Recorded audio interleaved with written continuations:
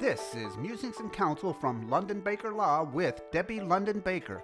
What's better when you've got minor children that are involved? What's better, a trust or a will?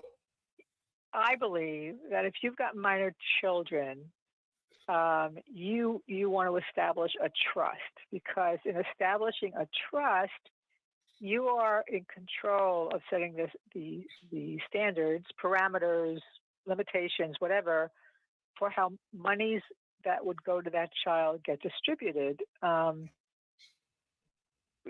know for years I wouldn't carry a bill more than $20, because that other than that it was way too big for me to get my mind around. Which means you would be safe loaning me $50 because I wouldn't break the bill. But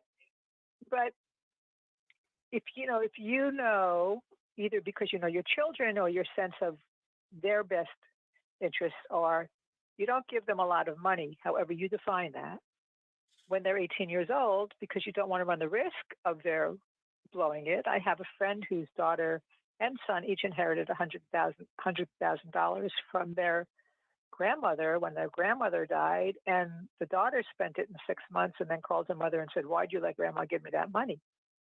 Well, grandma didn't ask me, because I would have told her no, not because of you, but because you were too young. So you can set up ages and stages. You can set up they get a share when they're 18 because they've graduated from high school. You can set up that they get a certain amount of money when they're 22, where they graduated from college or they finished a trade school. So it would be setting up in a trust how you would have treated them had you lived to see them reach those ages.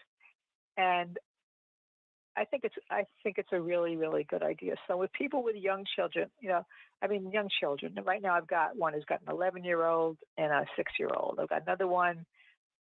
She's got one and he's 6. So definitely for those. If you've got a 16 and 17-year-old, I'd probably still recommend it, unless you're going to trust them with money. And I have people who set up trusts for adult children where they don't get any money until they're 35. And my son and daughter-in-law set up a trust where I think the ages are 35, 40, and 45. And, sometimes I think they're going to live, really? They're going to live that long? But all of their children are very responsible.